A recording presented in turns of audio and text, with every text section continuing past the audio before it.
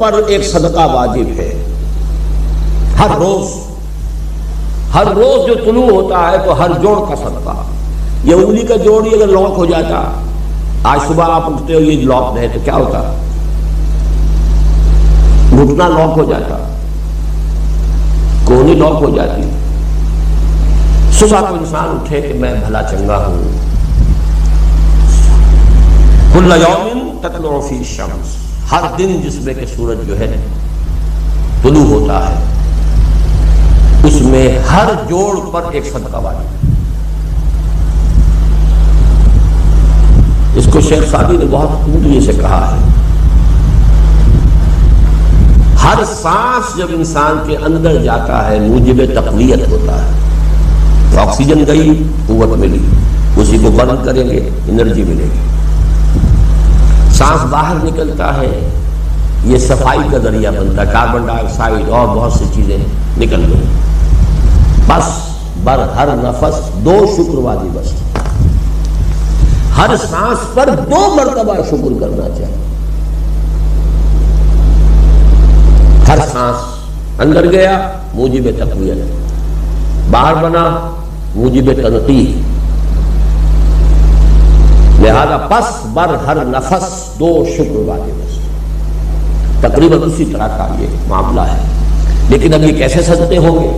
اس صدقے ہی کی جیسے کہ پہلے آ چکا ہے اسی کی یہ تعریف میں ہے. تعدلوا بین اثنین صدقہ، 2 آدمیوں کے درمیان عدل کراؤ، فیصلہ کرا دو عدل کے ساتھ، یہ بھی صدقہ ہے. تعین الرجل فی دابتہ فتحملہ علیہا اور ترفع لہ علیہا متاعہ صدقۃ.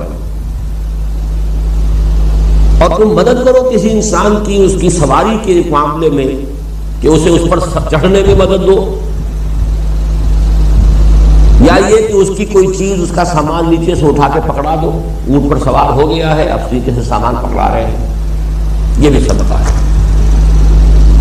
والکلمۃ الطیبۃ صدقۃ، ہر پاک بات جو اپنی زبان سے نکالو گے وہ صدقہ ہے. فلیقل خیرا او لیصمت، بات صحیح کرے، اچھی کہے یا خاموش رہے. ہر اچھی بات جو زبان سے نکلتی صدقہ ہے. وبکل خطوۃ تمشیھا الی الصلاۃ صدقۃ، اور ہر قدم جو وہ نماز کے لیے جاتا ہے تو اٹھاتا ہے یہ صدقہ ہے. وتمیت الاذی عن الطریق صدقۃ، اور راستے میں سے کوئی اذیت شے کو، اذیت بخش چیز کو دور کرتا ہے. کہیں روڑا پڑا ہوا ہے، کہیں کچھ اور ہے، کوئی ٹھوکر کھا جائے گا، تو ہو سکتا ہے تو کوئی اندھا گزرے، اس کے لیے کوئی مصیبت ہو جائے، اس کو اگر ہٹاتے ہوئے چلے گا یہ بھی صدقہ. یہ بھی دین کا وہی جامع تصور کے صدقہ جو ہے اس کو کہتے ہیں صدقہ. لا یعلم من بعد علم شیئا، بڑے بڑے عالم، بڑے بڑے فاضل پھر بچے بن کر رہ جاتے ہیں. دماغی صلاحیتیں معروف، گواہ جو ہے مجمعین، اس کے درمیان کتنا عرصہ ہے؟ میکسیمم وقت جو ملتا ہے انسان کو کام کا، ایکسیپشنل ہے لوگ، لیکن ایوریج جو ہے 30 ایئرز سے زیادہ آپ کا زندگی کا جو ہے در حقیقت، جس میں آپ اپنے کسی ارادے سے، اپنے کسی پلاننگ کے تحت، اپنے خود پیش کسی نقشہ کار کے طریقے سے کوئی کام. تو کیا زندگی بس یہ؟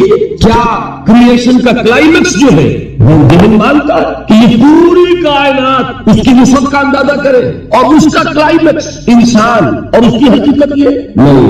انسان کی زندگی بہت طویل ہے. اس زندگی کے 3 حصے ہیں. آپ حیران ہوں گے، ذرا غور سے آج توجہ سے بات سنیے. وہ تو سب نے سنے ہیں، میں 3 کہہ رہا ہوں. ہماری کریشن کب ہوئی تھی؟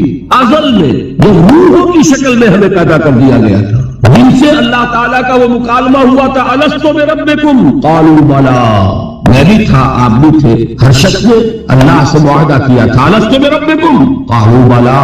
کیوں نہیں؟ شہیدنا، ہم گواہ ہیں، اے اللہ تو ہی ہمارا رب ہے، ہمارا مالک ہے. یہ معاہدہ کیا تھا کہ نہیں؟ ہم سب تھے. فرق کیا ہے؟ صرف ہماری ارواح تھی، یہ اجساد نہیں، جسم نہیں تھے، ارواح تھی. تو کریشن تو اس وقت سے ہے. ایک زندگی ہماری وہ ہے جو ہم بتا آئے، ایک زندگی یہ ہے کہ ایک جسم کے ساتھ، وہ جسم جو زمین سے بن رہا ہے، پیدا ہو رہا ہے، زمین کی غذا سے پل رہا ہے، اس کے ساتھ اس روح کو شامل کر دیا گیا. یہ ہماری حیات دنیاوی ہے. اس کے بعد وقت آئے گا جسم واپس چلا جائے گا جہاں سے آیا تھا. منہا خلقناکم وفیہا نعیدکم ومنہا نخرجکم تارۃ اخری. اسی میں سے ہم نے تمہیں بنایا تھا, اسی میں لے جائیں گے, اسی میں سے پھر قیامت میں اٹھا کھڑا کریں گے. لیکن کیا روح بھی دفن ہو جاتی ہے؟ تمہاری اصل حقیقت وہ اس وقت لوٹتی ہے وہاں جہاں سے وہ آئی تھی.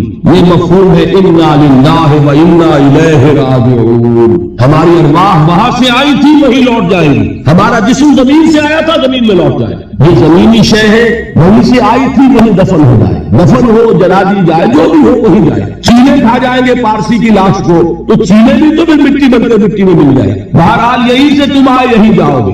لیکن ہم در حقیقت جس شے سے عبارت ہے وہ ہمارا جسم نہیں بلکہ وہ ہے ہماری روح. وہ روح جو ہے وہ تو اس وقت سے ہے الستو بربکم جب ہم نے کہا تھا. اس کے بعد ہمیں یہاں بھیجا گیا اس جسم کے ساتھ, اور وہ روح واپس جائے گی. انا للہ و انا الیہ راجعون. اب اس کو آپ نے سمجھا. انسانی زندگی کا یہ تصور ہے جسے ہم تسلیم کرتے ہیں. بدقسمتی جیسا کہ میں نے عرض کیا پہلے حصے کو اکثر و بیشتر کوئی جانتا نہیں, ذکر کرتا ہی. تو حصوں کو تو مسلمان نہ مانے گا تو مسلمان ہی نہیں. حیات دنیاوی حیات اخروی یہ دو تو ماننے پڑے گا ورنہ تو مسلمان ہی نہیں بنتا. بہرحال اگر یہ زندگی اتنی طویل ہے تو یہ درمیان میں جو موت کا وقفہ ڈالا کیوں ڈالا؟ موت ایک زندگی کا وقفہ ہے, یعنی آگے بڑھیں گے دم دے کر. کیوں ڈالا؟ اس لیے کہ ایک حصہ تمہاری زندگی کا ایک امتحانی وقفہ بنا دیا جائے. خلق الموت والحیات لیبلوکم ایکم احسن عملا. موت اور زندگی کا یہ معاملہ اس لیے پیدا کیا تاکہ تمہیں جانچے, پرکھے, آزمائے کہ کون ہے تم میں سے اچھے عمل کرنے والے. ایک امتحانی وقفہ ہے. میں نے 30 برس کا ایک, آپ ایک امتحان سے واقف ہے جو 3 گھنٹے کا ہوتا ہے. 3 گھنٹے کا پرچہ ہے. تو صرف فرق کیا ہے؟ وہ کوانٹیٹیو ڈفرنس ہے, کوالیٹیٹیو ڈفرنس نہیں ہے. 3 گھنٹے کا پرچہ اور 30 برس کا پرچہ ہے جو میں اور آپ لکھ رہے ہیں اپنے اعمال سے, اپنے افعال سے, اپنے اقوال سے,